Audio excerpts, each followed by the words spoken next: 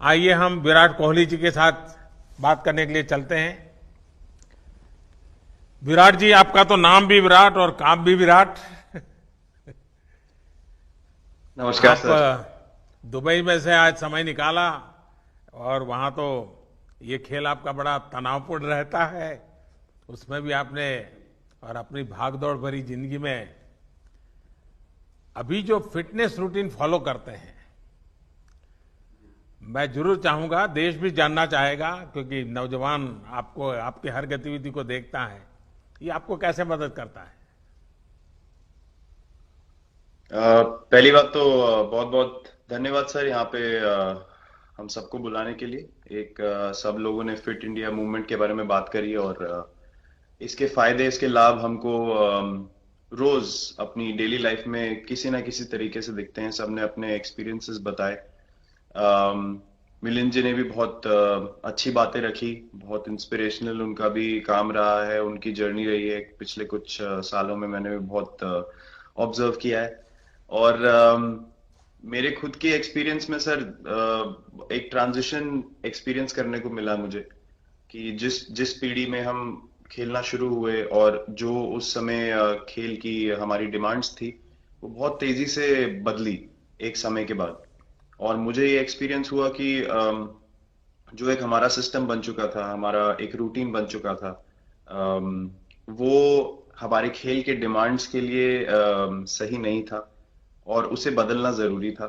क्योंकि हमारा खेल बहुत तेजी से आगे बढ़ रहा था और मुझे ऐसा महसूस हुआ कि हम कुछ फिटनेस के पॉइंट ऑफ व्यू से पीछे छूट जा रहे थे। हमारी स्किल में कभी कोई प्रॉब्लम नहीं थी। तो एक स्वामी जी ने भी बात रखी, आपने भी बात करी, मिलिंद जी ने भी पहले बताया। एक जो सेल्फ रियलाइजेशन की बात है कि आपको खुद से रियलाइज हो कि मुझे क्या बदलना है अपने अंदर। तो मुझे वो एक समय पे खुद भी एक्सपीरियंस हुआ कि नहीं, फिटनेस जो है वो प्रायोरिटी होनी चाहिए। और अगर मैं आपको ऑनेस्टली बताऊं तो पहले खेल को अच्छा करने के लिए फिटनेस मैंने शुरू करी, लेकिन आज अगर प्रैक्टिस मिस भी हो जाए तो मुझे इतना खराब नहीं लगता। लेकिन अगर फिटनेस सेशन मेरा मिस हो जाए या एक्टिविटी मिस हो जाए तो मुझे ज्यादा खराब लगता है। तो इसके फायदे जो हैं तो सर वो सबसे पहले आपको ये जो नया मंत्र जगा, तो दिल्ली के छोले भटूरे का ही बहुत दुखता हुआ होगा। बहुत ज्यादा सर। मतलब जो अभी हमने थोड़ी देर पहले बात करी कि हमारा जो नेटिव डाइट है, एक जिस रीजन से हम आते हैं उसका जो हम वो खाते हैं, उससे कभी मैंने कभी एक्सपीरियंस नहीं किया कि हेल्थ इश्यूज हुए हो या किसी को कोई बीमारियों का सामना करना पड़ा हो। मेरी खुद के एक्सपीरियंस में मेरी नानी, मैंने बहुत समय तक देखा, इतनी ज्यादा उम्र में भी उनकी हेल्थ हमेशा ठीक रही। हमेशा उन्होंने घर का सिंपल खाना खाया। तो मैं जब पला बड़ा तो शहरी खाना, मतलब बहुत ज्यादा बाहर का खाना होता था। खेलने कूदने जाते थे तो आते जाते बहुत सारी चीजें ऐसी खा ली कि जो हेल्थ पॉइंट ऑफ व्यू से अच्छी नहीं है। तो डाइट का भी एक बहुत बड़ा कंट्रीब्यूशन था, जो डिसिप्लिन नहीं था। तो वो फिटनेस, फिजिकल फिटनेस और डाइट दोनों चेंज करना पड़ा सर। उस उसकी वजह से ही चेंजेस आने शुरू हुए। और मैं इस चीज से इसलिए रिलेट कर पाता हूँ क्योंकि जैसे हमारे खेल में चेंजेस आए, आज की लाइफ की भी डिमांड्स बहुत ज्यादा हो गई हैं, बहुत हेक्टिक हो गई है लाइफ। तो अगर हम अपनी फिटनेस को उस पेस के साथ नहीं रखेंगे, सिंक में नहीं रखेंगे, तो हम पीछे छूटते चले जाएंगे। तो अगर हम लोग अपनी फिटनेस को नहीं इंप्रूव करते तो हमारे खेल में भी आज हम बहुत पीछे छूटते चले जाते। क्योंकि आप सिर्फ अपनी स्किल पे डिपेंड नहीं कर सकते। आपका जो मेंटल स्ट्रेंथ है, वो आपका शरीर कितना तंदुरुस्त है और आपका दिमाग कितना तंदुरुस्त है, उस दोनों का एक कॉम्बिनेशन साथ में चलता है। तो अगर मेरा शरीर सपोर्ट नहीं कर रहा है जो मेरा दिमाग सोच रहा है, तो मैं जो करना चाहता हूं मैं नहीं कर पाऊंगा। तो मुझे आपके ये छोटे सामने छोटे कैलोरी चेंजेस। कम करने का भी तो चैलेंज रहता होगा और इतना बड़ा काम करने का भी चैलेंज रहता होगा। उसको कैसे हैंडल करते हैं। सर मैंने अभी जो अपने अनुभव में मैंने ये चीज एक्सपीरियंस करी है वो ये है कि खाने के बीच में समय देना बहुत जरूरी है। हम लोग बहुत बार खाते हैं और फिर बड़ी मील के बाद वो छोटा पोटा खाते चले जाते हैं पूरा दिन। तो वो जो हमारा सिस्टम है, उसको कहीं प्रोसेस करने का मौका ही नहीं मिलता खाने को, और रात तक हम खाते चले जाते हैं। तो मैं जब छोटा भी था तो 11:30 12 बजे डिनर हो रहा है, उसके बाद मीठा खा के एकदम सो गए। कुछ एक्टिविटी नहीं, कुछ उसके बाद वॉक नहीं। तो आई थिंक ये छोटी छोटी चीजें जो है जो बहुत मैटर करती हैं कि आप अपने अंदर के सिस्टम को भी कितना समय दे रहे हैं उस खाने को प्रोसेस करने के लिए जो आप खा रहे हैं।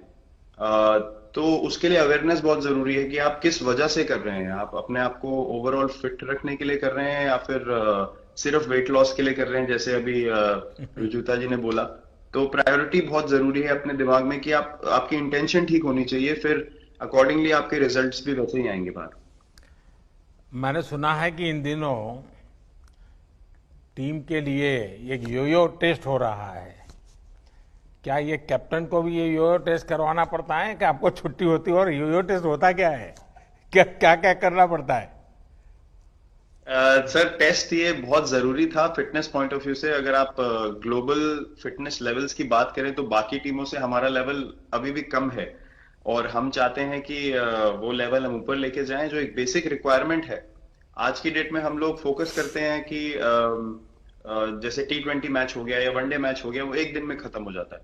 लेकिन अगर हम टेस्ट मैच की बात करें जो 5 दिन आपको खेलना है, हर शाम को आपको वापस जाना है, अगले दिन फ्रेश आना है, तो उस पॉइंट ऑफ व्यू से ये फिटनेस जो स्टैंडर्ड था वो बहुत जरूरी था। और मैं सबसे पहले मैं ही जाके भागता हूँ, और ये कंडीशन है कि अगर मैं भी फेल हो जाऊंगा तो सिलेक्शन के लिए मैं भी अवेलेबल नहीं हूँ।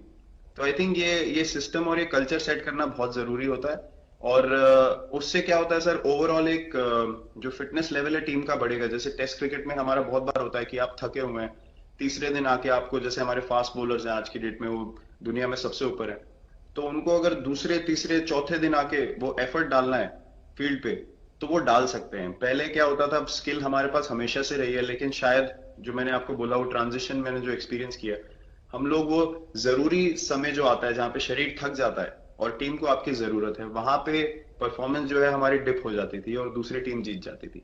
आज की डेट में हमारी फिटनेस की वजह से हम वो जरूरी समय में उस चीज को कैपिटलाइज कर पा रहे हैं और हमारे रिजल्ट्स उसी तरीके से आ रहे हैं। तो एक एक sir benchmark I think elite sports में होना जरूरी है, उससे एक फिटनेस विराट कल्चर जी, बना। मैं देख रहा हूं कि आपका टाइम मैनेजमेंट तो है ही है, लेकिन फिर भी आपकी एक्टिविटी इतनी नजर आती है ना, मैं भी कभी कभी फॉलो करता हूं।